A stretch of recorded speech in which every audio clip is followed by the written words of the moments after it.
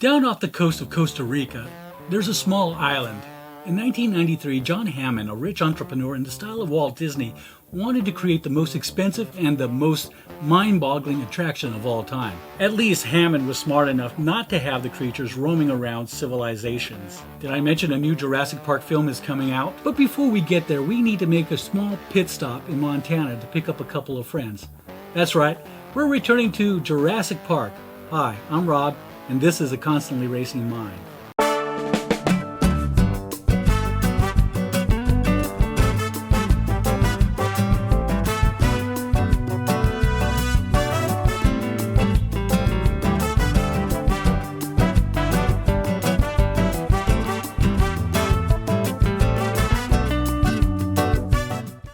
Now, near the beginning of Jurassic Park, we meet paleontologist Dr. Alan Grant and his assistant Ellie Sattler, who at the time were uncovering the fossilized remains of a Velociraptor, perhaps nature's most lethal and cunning predator to date.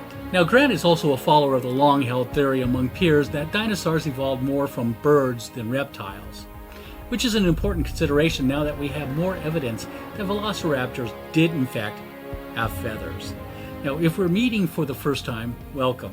We cover the film genres of sci-fi, horror, action-adventure, prop culture, and all things geek. So if you want more videos like this, hit the like button and subscribe. The name Velociraptor means fast Caesar in Latin and refers to a genus of dromaeosaurid theropod that lived between 75 and 71 million years ago during the Cretaceous period. While other species have been assigned in the past, only two are currently recognized. V. mongolianensis is the type genus, and fossils of this species have been found in Mongolia. Now, in 2008, a new genus, V. osmilioscae, was named after the skull material discovered in Inner Mongolia, China. Velociraptors share many anatomical similarities. It was a bipedal, feathered carnivore with a long tail and an extended sickle-shaped claw on each hindfoot, which was used to tackle and dismember prey. Velociraptors differ from other dromaeosaurids by having a long, low skull with an upturned snout. So before we continue on to the wonders of Jurassic Park, let's take a look at a real life-size Velociraptor claw. Oddly enough, you can actually get this off a seller on Amazon called Grant Field Specimens.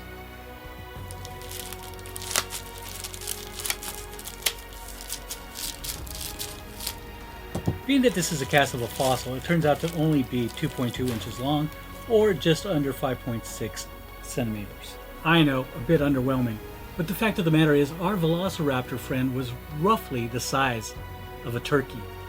Now, we know that the creatures in the film have some differences between real life and the Jurassic Park universe, and this is a film geek fun channel, so let's get on how to get to Jurassic Park. Now, as a kid growing up in my hometown, I was fortunate enough to live in a town where we had an awesome natural history museum, where we were able to gaze upon the people and the creatures of our past. Now, what impressed me was the beautiful displays that they created. So what I have here is a map of Isla Nublar, the original home of Jurassic Park.